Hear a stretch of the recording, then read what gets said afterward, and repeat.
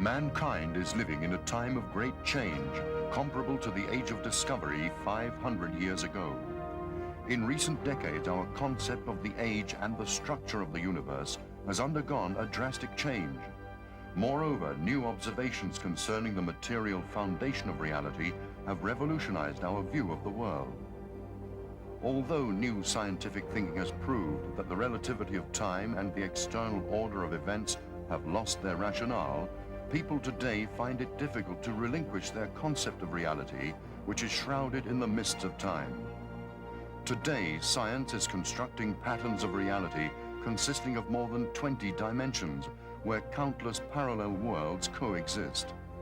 The multidisciplinary approach is leading the way to a new view of reality, where the place of man's innermost being is outside our familiar three-dimensional world. More and more people have come to the conclusion that our Western culture has lived under an illusion for more than 2,000 years.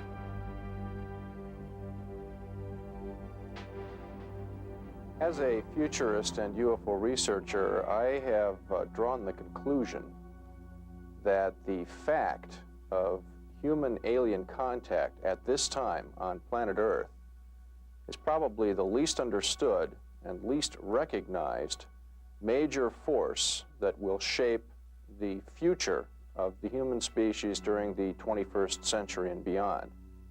I do believe that not only are we being impacted by alien intelligence at this time, I believe we have probably been impacted throughout the entire history of human culture. It is even possible, though certainly not proven, that some sort of extraterrestrial or non-human intelligence was present at the very birth of our species.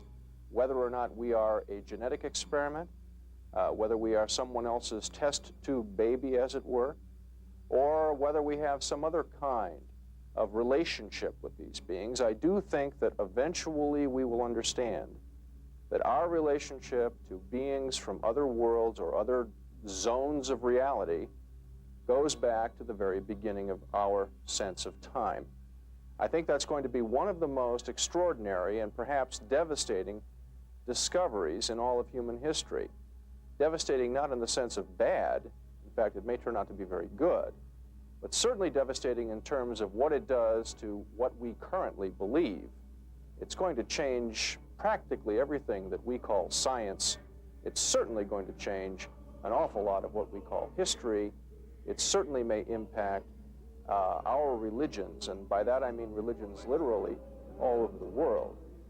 What we're going to learn is that intelligence comes in every conceivable shape and size and form.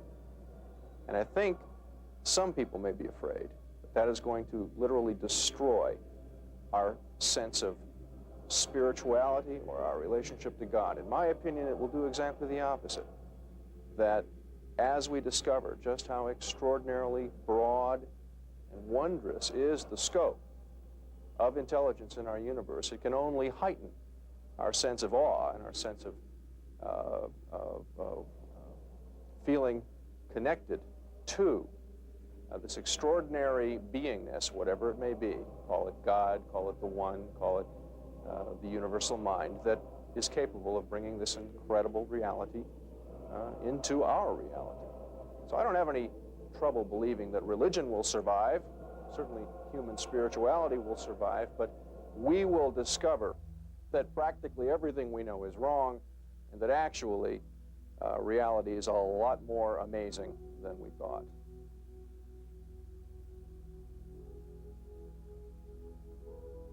A great variety of relics from ancient civilizations have been found in different parts of the world. In recent decades, scientists have adopted a new approach in studying them.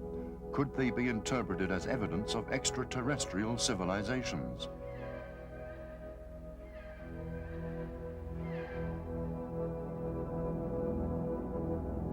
Even today, mysteries abound. The crop circles found all over the world puzzle scientists. British scientist Terence Meaden's theory of plasma vortex has found support as a possible solution to the mystery. To this day, I have no firm conclusions as to what the circles are. Certainly, a significant proportion of the circles are man-made, especially in the last 2 or 3 years, when there have been many man-made fakes. But there is a genuine phenomenon. That is something of which I have no doubt, and the nature of it becomes extremely difficult to describe and to define. Circles have a certain elusive quality, and we've conducted a large number of surveillance experiments trying to catch circles forming on film, and we've never been entirely successful in this endeavor. People have seen circles form.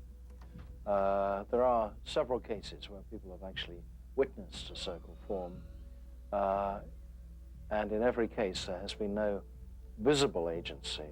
The crop is laid down rather like a fan opening up, and this usually happens very rapidly within 5 to 10 seconds, and they've only been observed in the case of simple circles, single circles. Also, there have been a large number of the appearances of circles have been associated with lights in the sky, strange lights in the sky, what we call UFOs, obviously, although the number of cases where lights have been seen descending into a field and circles have appeared on that very night has been quite limited. Usually circles appear with no visible agency whatever, and they're just found, usually the next day, but sometimes not for several days or even weeks. From 1988 through until 1991, there was a great development in the circles in England, and we got many extraordinary and articulate shapes. The circles seem to evolve from the early plane circles and ring circles into something far more complex. And among those circles in those years, there were many mystical signs, or even, I should say, religious signs. There was a profusion of crosses, Celtic crosses, and Roman crosses, things of this kind, which were very, very clearly symbolic. And I think these had quite a striking effect on many people. We have had some striking cases of UFOs in the areas where the circles have been forming. And last year we had even a case of where a number of people saw what appeared to be a structured craft, which on the following day, a circle was found in just the place where it had been seen. That was just a simple 30-foot circle rather than a pictogram.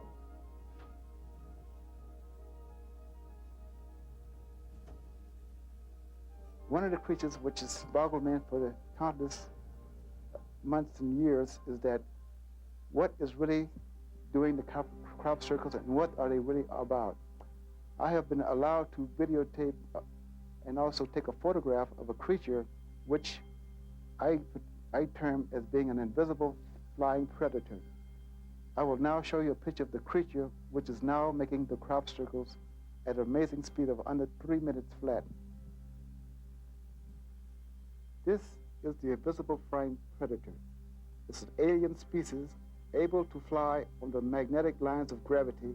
It has intelligence of a superior nature. It feeds upon the biological energies of a silicon-type material which corn, wheat fields, and barley fields have. This creature travels in groups and flocks. It also makes chirping or other sounds which have been recorded by such top researchers as Colin Andrews and a host of others. It has the ability to make itself invisible and not be seen, and yet it will give off a glow. It cannot be photographed unless it can be trusted by a person of my stature who can allow the creature to come forth and make himself visible. They have said that the crop circles are not messages for us, but for those extraterrestrial races that are here, who are not invited here, who are manipulating mankind for their own reasons, to radically shift their behavior immediately or else.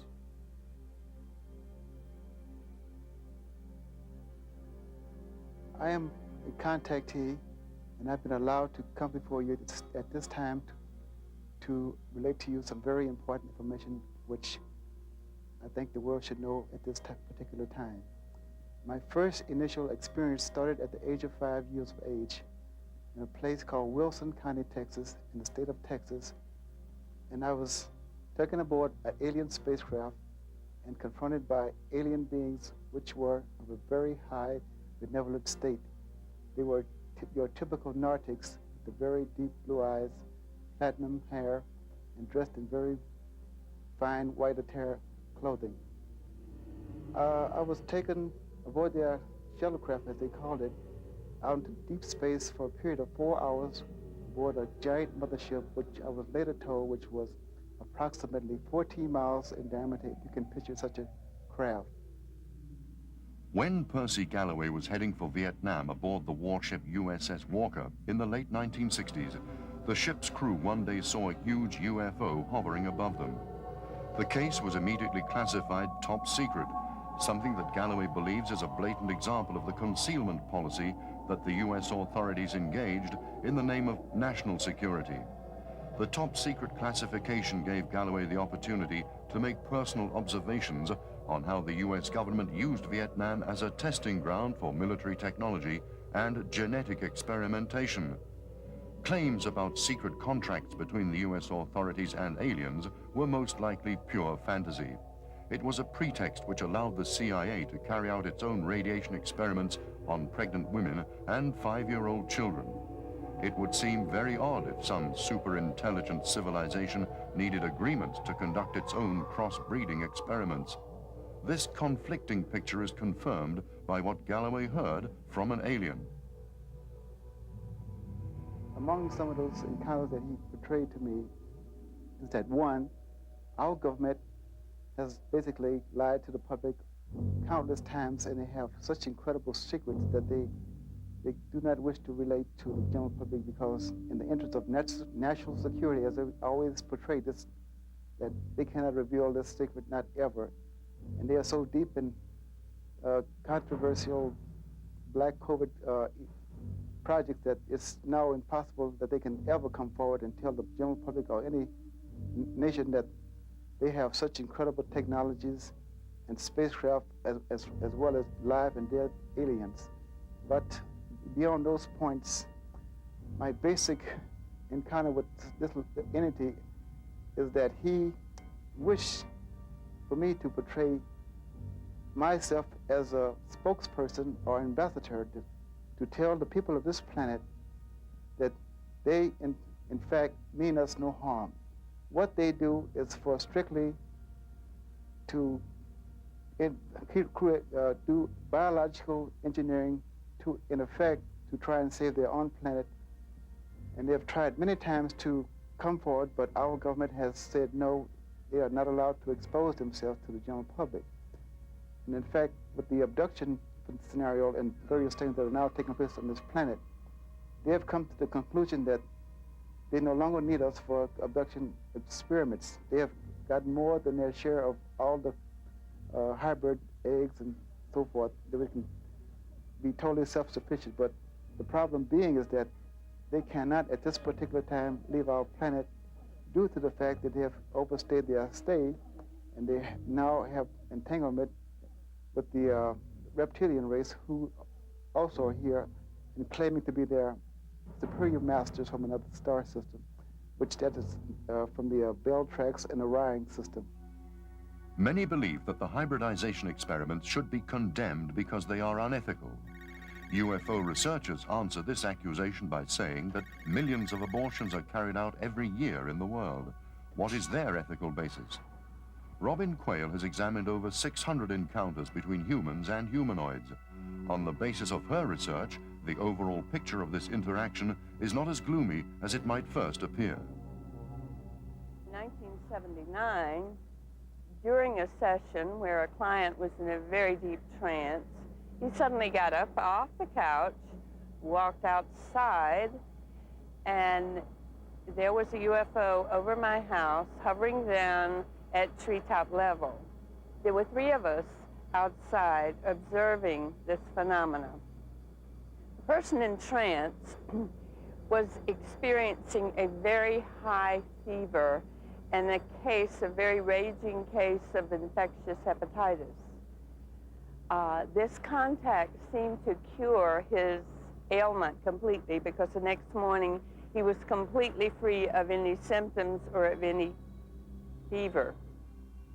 The regression, bringing the trauma to the surface, actually releases the fear in most cases.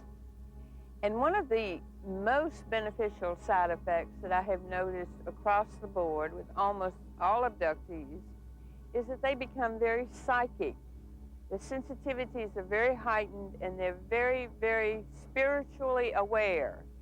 And so even if the encounter seemed to have a negative effect in the beginning and seemed to be terrifying or painful or frightening, the after effects in the long run seem to leave them with a much expanded sense of consciousness, able to be telepathic, to know about the future. Many get very advanced information about the future. Many begin to channel.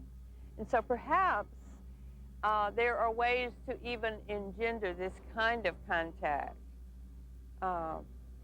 C. Topaz Wells from Peru is the contactee who says that he was taken to another planet for a few days, and afterwards he was left totally transformed, totally telepathic, totally clairvoyant, able to see into the future, able to almost have contact at will.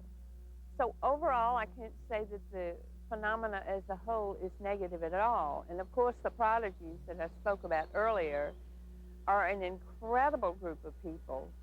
And the possibilities of what is coming out of their contact and their channeling and their experience is just unlimited. It's infinite possibilities of what we're doing.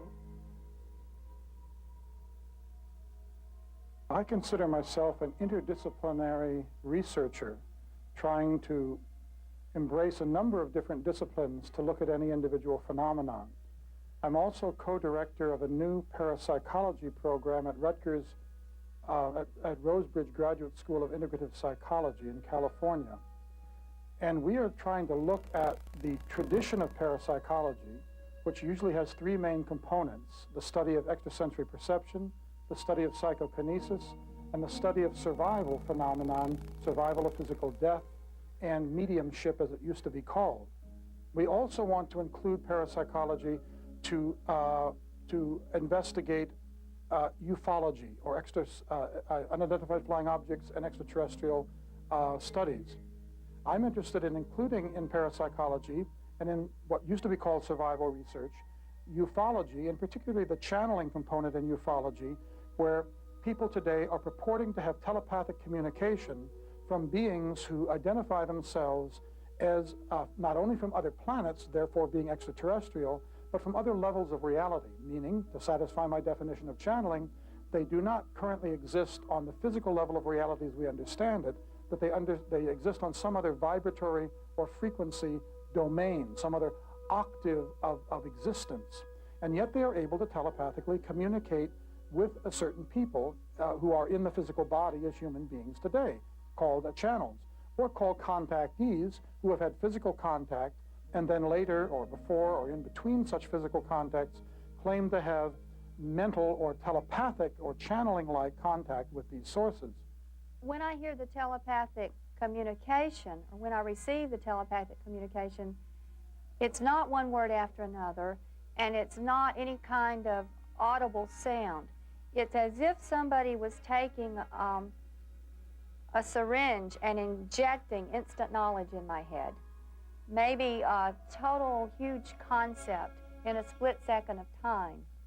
And then I try to translate it into our language that I can understand and that others can understand. Leah Haley has encountered aliens from 5 different races of humanoids, sometimes in her home, sometimes on their vessels. She's taken into the UFO along a bridge of light, where the aliens teach her, mainly using telepathy. During this process, the information will be stored in her subconscious, from where it will later surface at a time the aliens choose. I remembered asking this woman, "Where are your people from?" And she said to me, "The Pleiades," but you already knew that. I only remember that she told me responsible for monitoring the world situations, that her people were there to make sure that the world was operating okay, and they did not usually intervene in world affairs, but they did when necessary. And she gave me an example of that. She told me that her people were responsible for stopping total world destruction when the German leader was in control. And then she went on. At one point, she called him one of the Antichrists.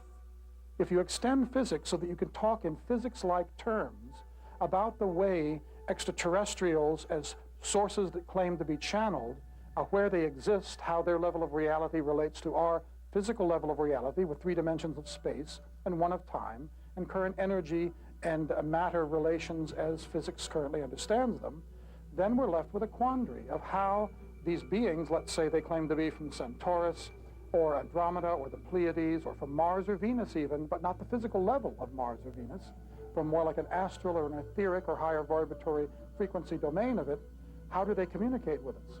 What we're learning in our research and in interrogating the sources themselves is that the mind plane, the mental plane, is the same whether you have a physical body or not. If you are a astral level, or let's say 800,000 cycles a second carrier wave you exist upon as a Venusian, shall we say, and you are mentally communicating this moment with me, and I am clairaudiently hearing it in my mind's ear, or telepathically picking up the thought forms from you as a Venusian, shall we say, the communication is allowed because there is a mental plane that runs throughout the known universe on which thoughts move much, much faster than the speed of light. They move at thought speed, which may be near instantaneous. So there is a certain communication stratum and glue that holds together all sentient beings, whether they have physical bodies or not, whether they are human or not, whatever level of evolution they may be on. We all have some kind of a higher vibratory mental domain that we can make waves on that stratum of reality and communicate with each other just the way on this physical level of reality I can make air waves that reach your eardrum and then therefore go into your brain. All this is to say that our research and our conjecture is leading us to the understanding that there are other levels of reality on which waves, so to speak, can be made that are not limited by the speed of light and that are not understood by current physics, and through which various kinds of communications can occur, and also by means of which spaceships, or what we call UFOs today, can move in what we might call hyperspace or higher frequency domains, non-spatio-temporal realms that they can move in and out of. So I see understanding how extraterrestrial vessels work, how they can come from so many light years away so quickly. On November 20th, 1989, a Russian plane on a scheduled flight was approaching its destination in the Stavropol area when, at exactly 1 o'clock in the morning, the crew informed air traffic control that they'd observed several unidentified objects ahead of them at a distance of about 150 kilometers from the airport. One of them began to approach the aircraft, pointing a dazzling light at it. Suddenly, the object changed direction and disappeared into the night. 1 minute later, it was seen above the runway at a height of 200 meters. The oval-shaped object lit the darkness with a bright blue ray, behind which spread a fiery glow. A minute and a half later, the object disappeared northeast. Russian UFO research has recorded many similar observations. Initially, the object of the research was purely military. Gradually, the Russians have come to accept UFO research much more readily than the Western world, particularly as the observations have often been accompanied by parascientific phenomena. In 1993, there were relatively few UFO sightings in Russia. After the busy period in the late 1980s, a quieter period began.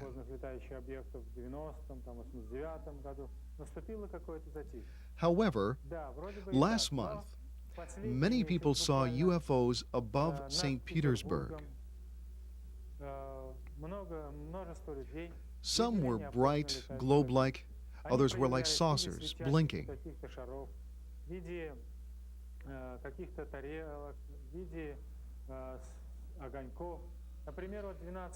For instance, on August the 12th, 1993 at 3 a.m., 3 points of light were sighted above Vasily Island, St. Petersburg.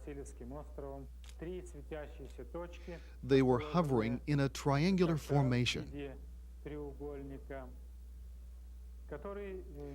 The phenomenon moved slowly over downtown and then away from the city.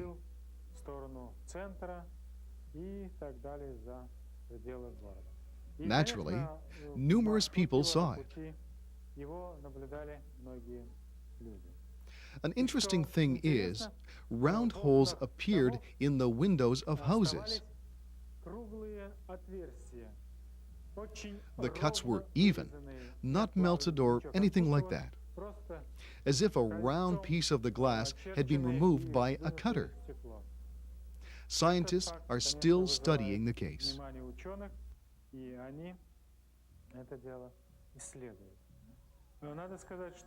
Russians are studying ufology more seriously nowadays than in the previous years. Most of the important researchers look into it. There are physicists, biologists, and other natural scientists.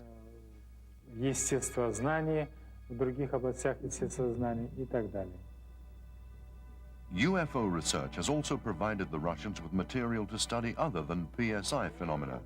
It's led them to look at the structure of the universe and the ultimate purpose of life from new angles. Earlier, during the period of communist ideological enforcement, only dialectical materialism was accepted as the platform for explaining reality. Now the old empire is dead, and the Demidov Cemetery is the symbol of its collapse.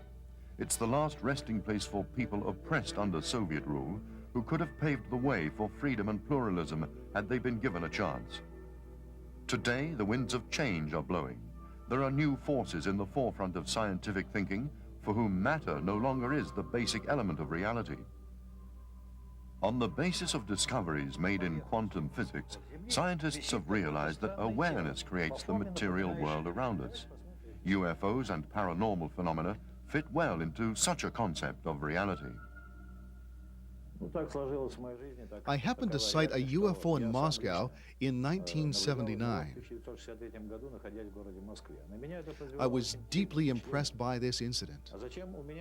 Afterwards, I experienced strange poltergeist-like phenomena. These experiences inspired me to study reality that appears as such strange phenomena. I'll tell you about an amazing UFO experience some pilots had. Our AN-14 plane was flying above Chita in 1983. The plane had an observation turret on its side. The flight mechanic was sitting in it. A light point appeared far away, and it flew towards the plane very fast and surrounded it with enormous white matter. Frightened, the flight mechanic jumped into the cockpit.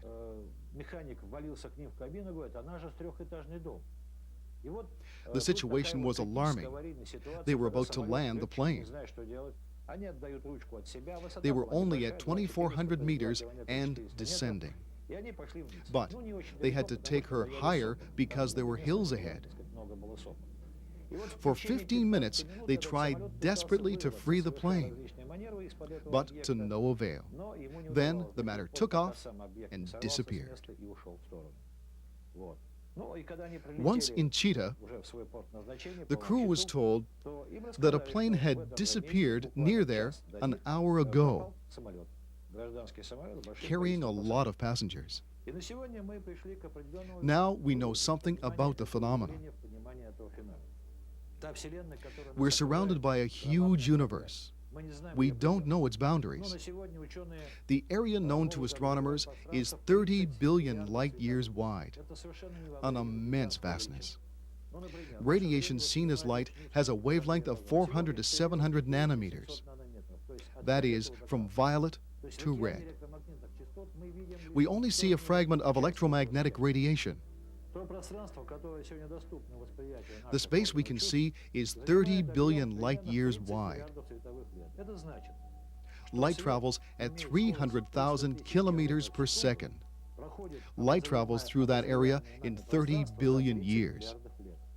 The space surrounding us is immense. Let's say the speed of light would change to, say, 10 meters per second. What would happen then? Light wouldn't travel from the sun in 8 minutes, but in millenniums. Actually, people wouldn't even see each other. What if the mass or the charge of an electron were to change? The atom we know now would disappear, and matter would turn to something we could no longer sense. The world would change into something completely different.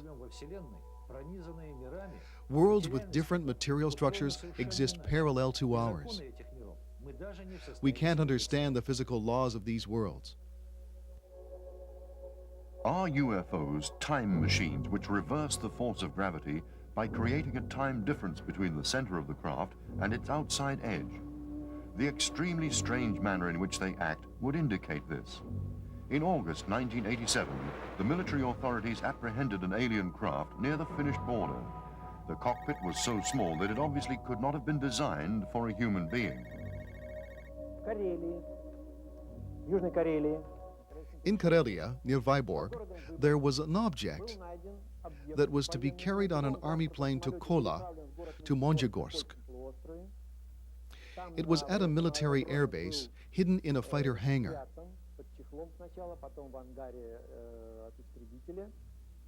I have drawn it as the soldiers described it.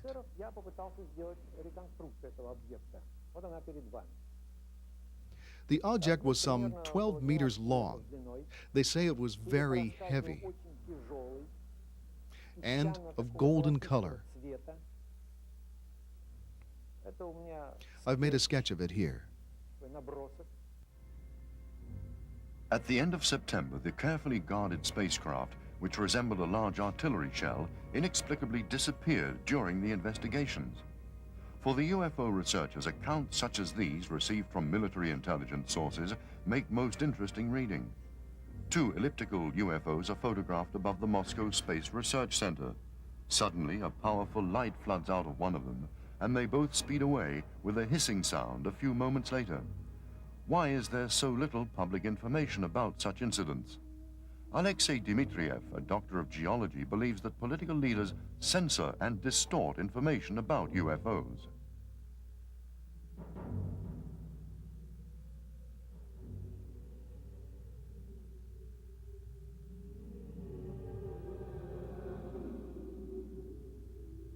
Finland shares a 1,000-kilometer border and 100 years of history with Russia.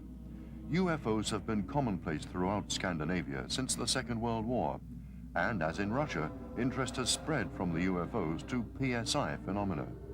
People in Finland too have had encounters with aliens in their bedrooms or elsewhere, just like people in other parts of the world. Oli perjantain ja lauantain vastainen yö, kun heräsin. Huoneeni oli tällaisessa vaaleanpunaisen usvan peitossa ja katsoin tarkasti, että missä olen. Ja näin oman lamppuni sänkyni yläpuolella ja totesin, että olen omassa huoneessani. Mutta se, mikä minusta tuntui hirveän oudolta, oli se, että olin sängyssäni, mutta en osannut sanoa missä asennossa. En tuntenut jalkojani, en tuntenut käsiäni.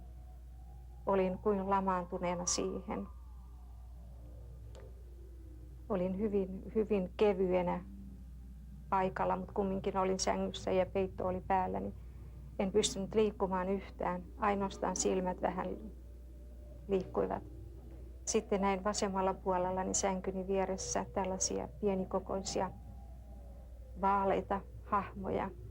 Katsoin tarkempaan, että heillä oli vähän uurteiset kasvot ja en pelännyt heitä kumminkaan. Ajattelin sillä tavalla, että kiva, tästähän alkaa seikkailu, että mihin mennään. Olin valmis lähtemään heidän mukaansa.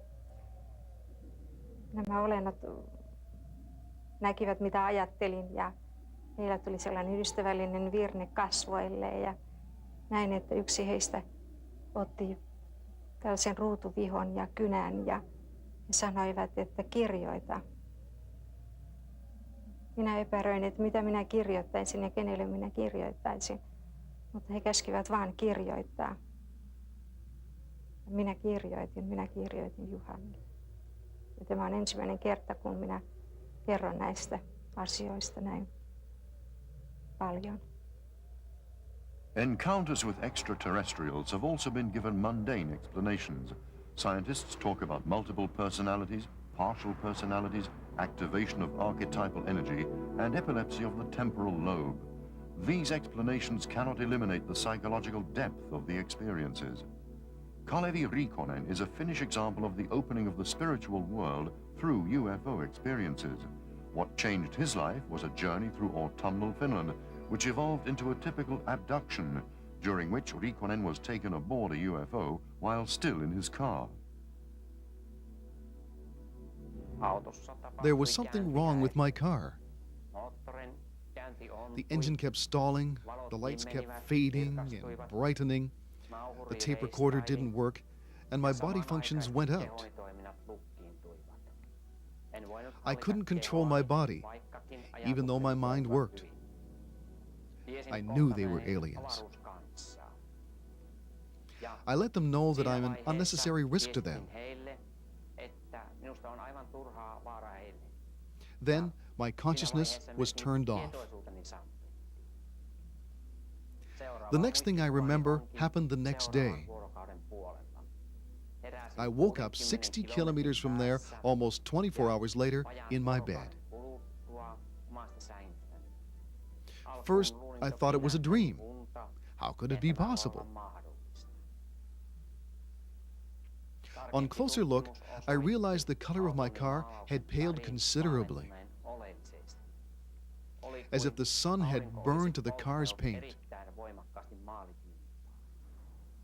Almost a full tank of gas had been consumed.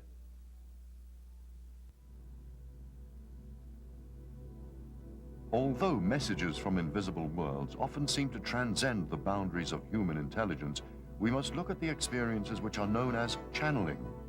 The intensity of the experience may lead to accidental generalizations, and the imagination may color the account of it, which means that its significance becomes overemphasized. What is interesting about channeled information is that it exudes absolute authority, poignancy, and wisdom. It's probable that the person conveying the message does not necessarily know what is happening. Aliens evolved just like we do. Different beings that have contacted me vary considerably.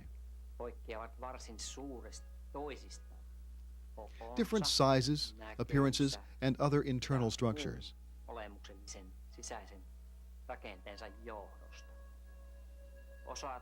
Some of them can move by willpower, some distance in space. Others need spacecraft, just like we need means of transportation. These energy beings can use their willpower and gravitation control.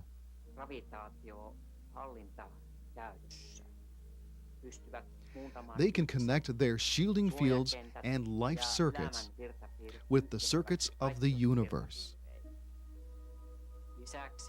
These normal space people can resemble us quite a lot, or then be totally different from us. The closer their race is to ours, the easier it is for them to operate among us. The Bible tells about new, different people who lived among them. Most likely, believed they were aliens, sons of God wandering among the people.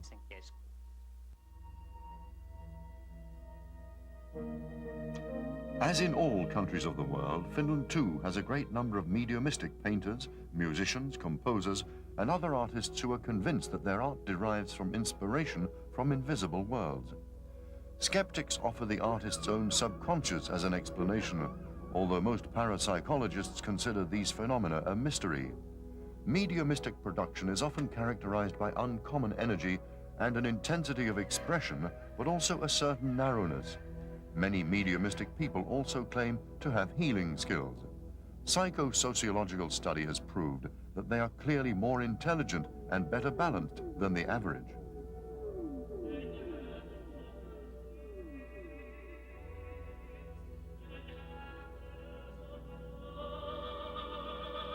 The Finnish medium Aulikki Plami is an excellent example of a mediumistic singer. Those performing through her include Carmen, who died at the age of 16, as well as many famous singers long dead, for example Enrico Caruso, Elvis Presley, and Louis Armstrong. A healer who introduces himself as Dr. Herman also works through Plami. In continental Europe in particular, Plami has become a sensation. Mediumistic individuals often convey messages predicting the end of the world, and it's clear that the number of major catastrophes is growing. Another frequent theme is mass evacuation carried out by UFOs, which easily brings to mind the ascensions mentioned in the Bible. The telepathic experiences of mediumistically gifted individuals are generally extremely strong. Sometimes they appear as journeys from which mental images remain in the memory. Research has shown that channeling experiences have some links with multiple personalities, although distinct differences also occur. While 3 out of 4 people with multiple personalities develop the personas of under 12s, children never occur in channeling. Usually, multiple personalities emerge from the subconscious by the score, whereas in channeling, there is seldom more than one source.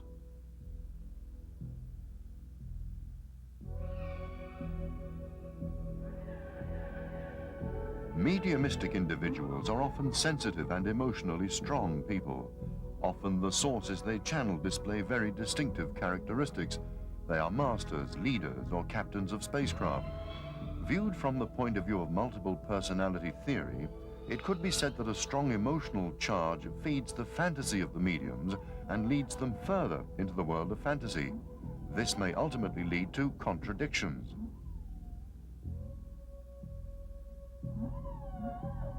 The critics, however, disregard one important background factor. The educational level of channelers is often so significantly low that they couldn't possibly invent the matters that they convey to the world.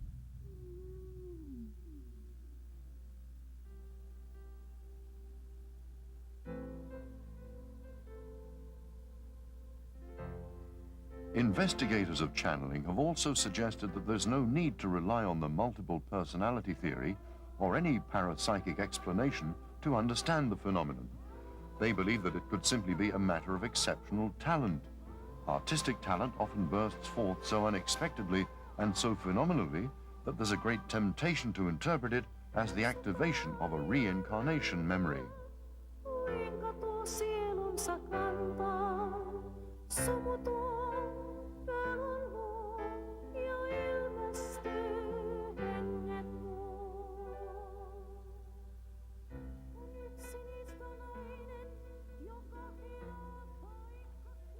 Undoubtedly, the most common form of channeled communication is literary channeling, better known as automatic writing. Without or partly without a person's conscious knowledge, sometimes also when fully conscious, the medium's hand produces text. Today, computers too can be used for writing. Psychologists claim that this kind of automatism may lead to disorders of the mind, such as the emergence of mutually independent personality units. People who have this type of experience seem, however, to be in closer contact with the universe than the rest of us. Automaattikirjoitus on mielenkiintoinen ilmiö. Sillä tarkoitetaan sitä, että ihminen ottaa kynän käteensä ja hän tuntee yhtäkkiä jonkun ulkopuolisen energian vievän tätä kynää ja kirjoittavan. On ihmisiä, jotka kirjoittavat kielillä, joita he eivät päivätajunnassa ole koskaan opiskelleet. Ja tämä informaatio, joka saadaan, näyttää antavan tietoa siitä, minkälaista elämä on kuoleman rajan jälkeen. On hyvin mielenkiintoista, että jotkut automaattikirjoittajat ovat saaneet osan tiedoista ja joku toinen toisella paikkakunnalla toisen tiedon. Ja kun nämä tiedot yhdistetään, niin silloin siitä tulee vasta looginen tarina. Luonnollisesti nykyaikainen lääketiede sanoo, että automaattikirjoitus tulee ihmisen alitajunnasta. Ja fundamentalistit valitettavasti väittävät sen olevan paholaisen toimia. Itse, joka olen myös lääkäri ja automaattikirjoittaja, totean vain, että aivan varmasti tämä kirjoitus ei tule omasta alitajunnasta, vaan se tulee ulkopuolelta. Ja kun tällä tavalla voi olla yhteydessä toisiin dimensioihin, olivatpa ne sitten kuoleman jälkeisiä tai avaruuden muita dimensioita, olentoja muilta planeetoilta, meillä on mahdollisuus saada erinomaisesti uutta tietoa, jopa teknistä tietoa. Kun ihminen joutuu psyykkisten dimensioiden kanssa tekemisiin, hänen maailmankuvansa muuttuu radikaalisti. Esimerkiksi eräs ystäväni Norjassa, rocktähti Jannike, tapasi ufoja ja humanoideja omalla rannallaan. Kun hän joutui tilanteeseen, että hän joutui asettamaan maailmankuvansa aivan uuteen valoon, kun nämä humanoidit ottivat yhteyttä ja olivat vain parin metrin päässä hänestä, koko hänen maailmankuvansa muuttui. Ja sen seurauksena hämmästyttävästi tällainen rocktähti alkoi tehdä sanoitusta ja laulaa maailman pelastamisesta, sademetsistä, ihmisenä olemisesta, elämän jatkuvuudesta. Kaikki ihmiset, jotka joutuvat ufojen ja humanoidien kanssa tekemisiin, taikka kuolleiden kanssa tekemisiin, joutuvat asettamaan maailmankuvansa uuteen asentoon.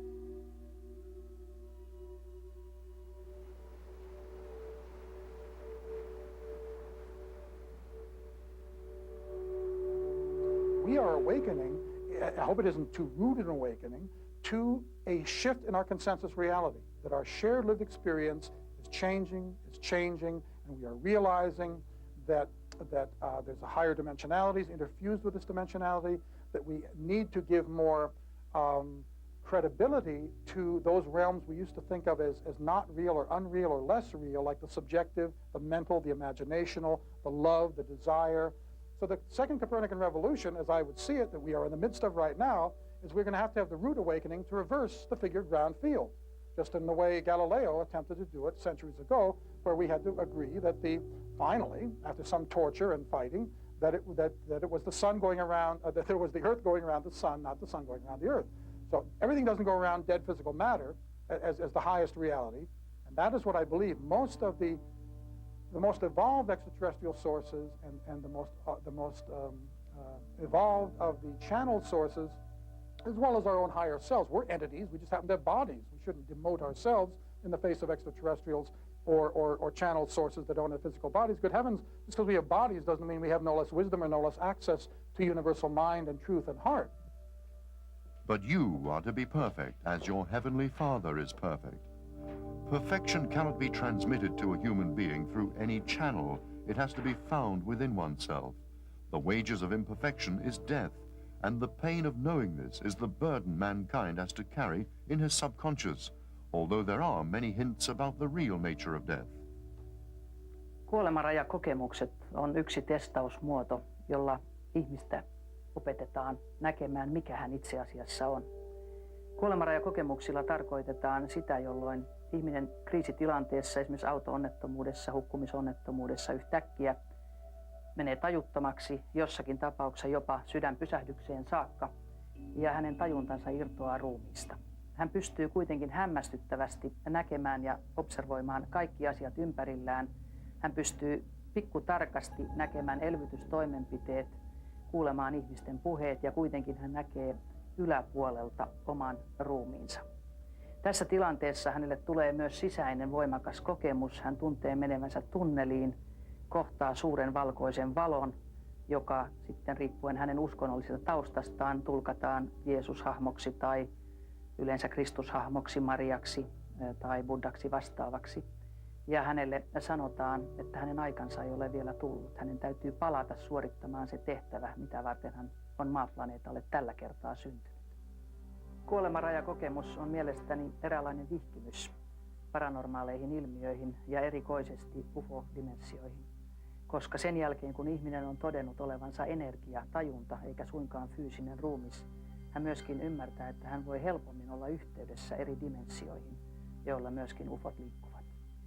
Ja mielenkiintoista ovat jälkiseuraukset UFO-kontakteissa ja kuolemanrajakokemus- ja ruumista poistumisilmiökontakteissa ja niiden jälkeen jälkiseuraukset ihmiselle ovat samat. Hän kiinnostuu yhtäkkiä ekologisesti maapallon pelastamisesta. Hän kiinnostuu delfiineistä ja valaista, jotka ovat älyllisiä olentoja, eivätkä suinkaan mitään eläimiä. Nehän jakavat tämän maaplaneetan meidän kanssamme. He ovat vastuussa järvistä ja vesistöistä, meristä ja me olemme maasta. Tällainen henkilö kiinnostuu myöskin paranormaaleista ilmiöistä yleensä. Hänestä tulee telepaattinen, hän saa selvänäköfläshejä ja koko hänen persoonallisuutensa muuttuu siinä määrin, että hän tajuaa olevansa ikuinen energia, joka jopa samanaikaisesti on olemassa useilla eri dimensioilla. The large size of a dolphin's brain in proportion to its body is regarded as a sign of advanced intelligence. The dolphin can produce sounds in 4 different ways simultaneously and thus keep in contact with other dolphins. Scientists who study whales and dolphins also believe that they use telepathy to communicate. There are many touching stories about the relationship between dolphins and humans. Dolphins can sense the presence of a pregnant woman in the water and have succeeded in making autistic children speak. Many people have a strong feeling of affinity with dolphins and claim that the dolphins have helped them become aware of their psychic abilities and of their former lives, going back thousands of years to the legendary city of Atlantis. Atlantiksen aikaan tutkin delfiinien ja kosmoksen välistä kommunikointia ja myös tässä elämässä olen yhteydessä kosmokseen. Olen ottanut viestejä vastaan automaattikirjoituksella helmikuusta 1989 lähtien. Parhaimmillaan tämä kanavointi on kestänyt jopa 2 tuntia ilman minkäännäköistä tietoa siitä, mitä seuraavien sanojen jälkeen kirjoitan. Luen katkelman tästä teoksesta, jossa korostetaan ennen kaikkea tätä kriittisyyttä. Tässä on monia mahdollisuuksia joutua itse harhaan, sillä te maan ihmiset olette vielä niin alussa näissä yhteyksissä, että olette kiinnostuneita kritiikittömästi kaikesta siitä, mikä tulee teille näkymättömiltä tasoilta, tai sitten te yksinkertaisesti haluatte kieltää kaiken. Te ette luota maan päällä kehen tahansa, ja se on oikein, sillä teidän tulee itsenäisesti viedä elämänne eteenpäin. Ystävät ja muut kanssaihmiset ovat teille kuitenkin tarpeen, sillä heidän kauttaan te opitte tuntemaan itseänne, te opitte ymmärtämään omaa ihmisyyttänne ja omia mahdollisuuksianne. Samoin teidän tulee yhteyksissänne henkitasojen kanssa oppia ymmärtämään, milloin olette tekemisissä luotettavien, teitä laajemman ymmärryksen omaavien tasojen kanssa, jotka voivat teitä opastaa. Teidän tulee tämä oppia itse, joten älkää pelätkö näitä yhteyksiä. Te opitte vain menemällä mukaan yhteyksiin, mutta kun osaatte alusta asti olla kriittisiä, selviätte ilman turhia harhautuksia. Teidän todellakin tulee tämäkin asia läpikäydä, sillä se on yksi osa teidän henkistä kasvua.